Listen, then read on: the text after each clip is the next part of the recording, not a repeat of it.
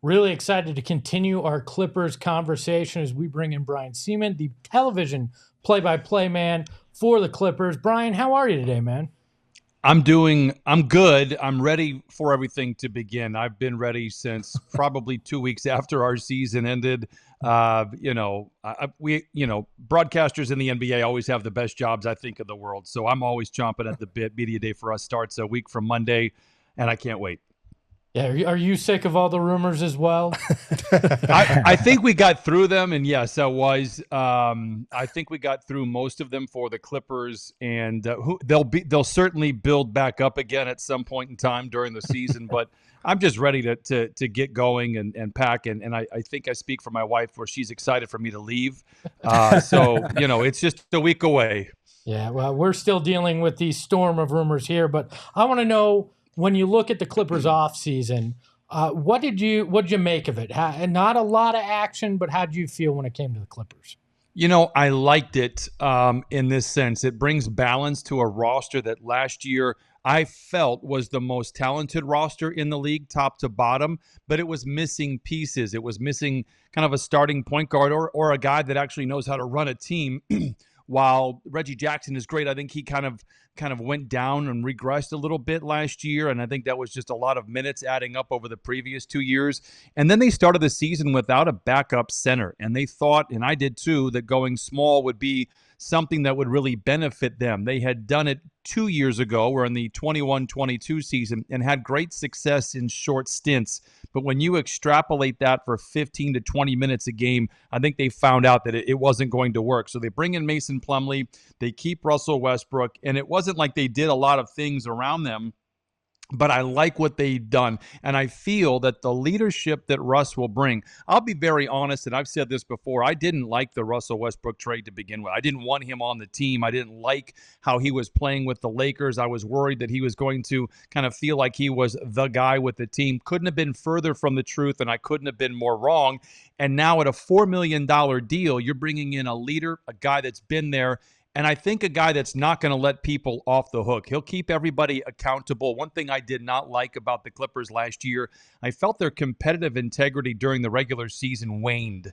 And I don't think Russell Westbrook will let that happen. When Ivica Zubac goes to the bench, should he remain the starter, which I'd be fully behind, you're bringing in a guy that can do a lot in Mason Plumlee. So those two moves I felt were really great. And then, oh, by the way, they bring in KJ Martin. They bring in kind of a high flyer, young athlete that we haven't had in a long time. I can't remember the last time we had a lot of in-game dunks that were just mind-blowing since Blake Griffin. So to go around the block next door, I like what they've done. Even though the pieces were subtle, I still think they are on the list of contenders going into this season. Okay, so given that the Clippers are on that list of contenders, obviously the big thing that always comes into question with this team is, can Paul George and Kawhi Leonard stay healthy at the right time of year?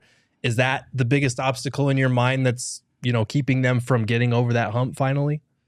Well, you and I were talking offline. Obviously, Denver's an obstacle. Phoenix is an obstacle. Perhaps Golden State will be an obstacle. But yes, the Clippers are a team that could race out to an incredible start, and no one's going to pick them. They're going to say, oh, their defense is great. They've got two of the top 5 lineups in the league. Their offense is top 5. Everyone will always answer that question with, can they stay healthy when the chips are on the table? And I need to know that as well. I want to find out. I know the front office obviously believes that these are the guys that can get it done. If you look at numbers, advanced numbers, normal numbers, record, all of it, they suggest that this tandem right here is an elite level tandem on both sides of the ball. But they have got to find a way to stay healthy. I don't know what that looks like for the Clippers and how they keep these guys healthy. I'm not a believer in load management. We saw what happens to Kawhi in the playoffs. I mean, it is what it is. I think load management is more about risk aversion than anything else. But these guys have to stay healthy. And the bottom line is they still have to attack the regular season. They can't just kind of stay in third or fourth gear all year long. They've got to be aggressive. You want to have home court advantage as long as you can get it, and it's going to be a mega challenge for them. But if they can stay healthy, I'm very optimistic about what could happen. Okay, so speaking of staying healthy, the new load management rules are now in effect. And if there's ever a team that has been criticized for load management, it is the Clippers. How do you think that that's going to fare this season? And could, honestly, from my perspective, maybe that's a bonus. something that's going to push these players to play a little bit more might not be such a bad thing from time to time. Well, judging from what Ty Lue said, and Lawrence Frank said this 2 days, excuse me, after the Clippers were eliminated from the playoffs by Phoenix, he said, look, we need to take the regular season more seriously. And then you fast forward a month, Ty Lue said the same thing, and he said, it wasn't about us not understanding that we got to win as many games as possible. The way I interpreted it was we have to play through little aches and pains. And I think they try to manage that so they don't go from minor to medium to major. I think you're going to see these guys play more games. And I understand why they've been the poster child for that. Kawhi is different. He's got a degenerative knee situation, but everybody else in the league, I think, needs to be playing unless you have a condition like that. And so I'm looking forward to seeing what attacking the regular season means, what that means to take it more seriously. And I honestly, I really believe if the Clippers can stay healthy and they have that mindset, they're going to be a top 3 seed in the Western Conference. That's my personal belief. We'll see it play out. But, the start for the Clippers, I think, is so important because I feel they've got a good schedule to start things off. And then it gets very dicey as far as travel and back-to-backs in 3 and 4 days. So it's very vital for them, October, November, and I think through Christmas to really have a great start and see where they fare with the rest of the West. I have a question, and this is about roster construction. You guys talk about being healthy. In a perfect world, if you're healthy and you look at your starting lineup, it looks like you're going to go Russ at the 1, PG at the 2, Kawhi at the 3 in a perfect world, and Zubac at center. I look at the 4 spot, and you're looking at Morris, you're looking at Covington, you're looking at Batum. How do you feel about the 4 spot for the Clippers right now? Who do you think is going to have the edge at the 4 spot, and how do you see that working out?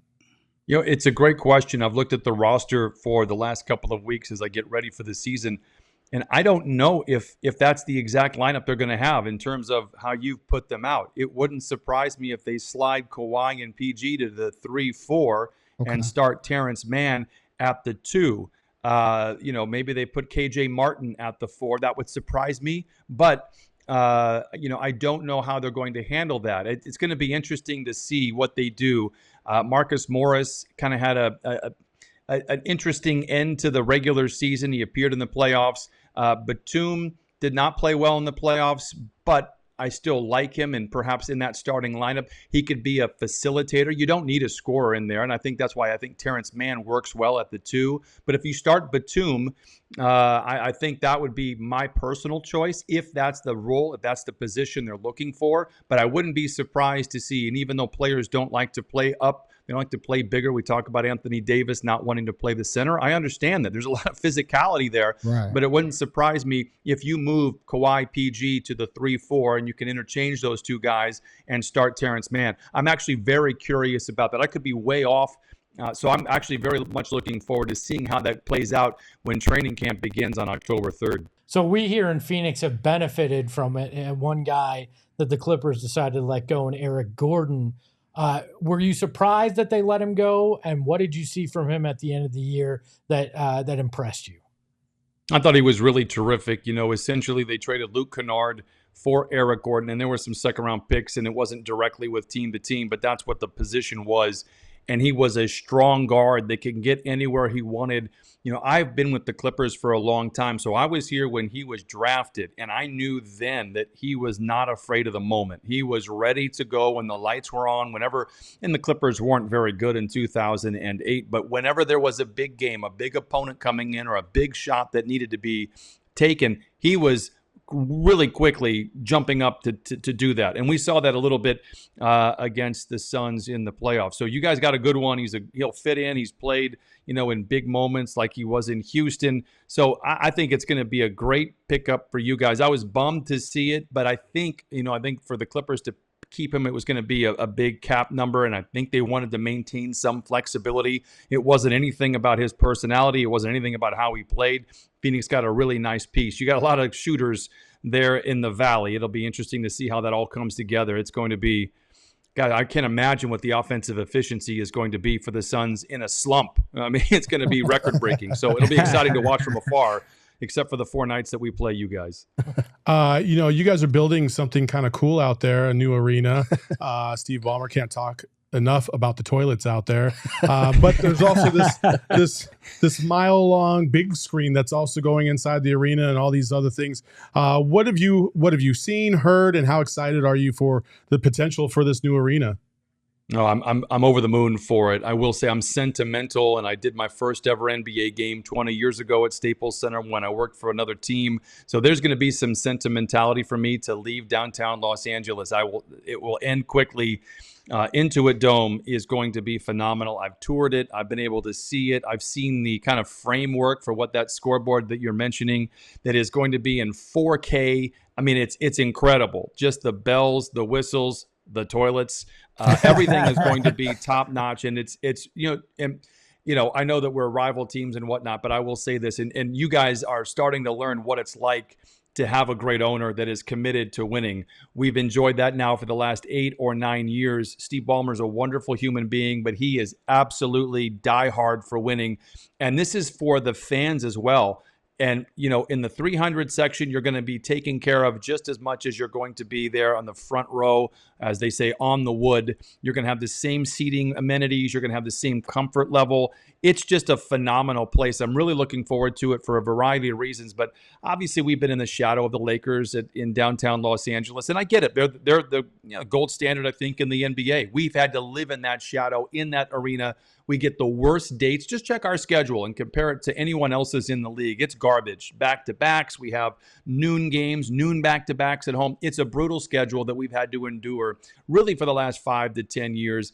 I think that goes away with this new arena. We'll get a much more agreeable schedule, better dates, and just not so many crazy days where we're playing 4 and 5 or 5 and 7 or whatever it turns out to be. So there's so many great things that go along with it. Schedule is one, but the fans, this is a hardy bunch of fans. I mean, they're desperate. They're starved for wins, but they just stay with us, and now they're going to get rewarded. It's their own place. They don't have to worry about anybody else living in their beds or messing around their chairs or dealing with their cupboards. These guys, it's going to be their own arena, and it's going to be phenomenal. And I really do think it's going to be a destination for other fans just to come and see it. It's going to be wild. That scoreboard is going to be crazy.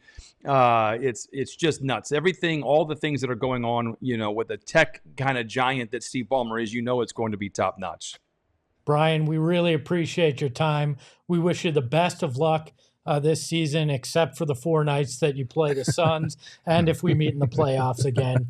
Make sure you can follow Brian at B Sieman, SIEMAN on Twitter. And Brian, thanks again. Gentlemen, this was a pleasure. And anytime you want to chat some NBA basketball, I'll be here for you.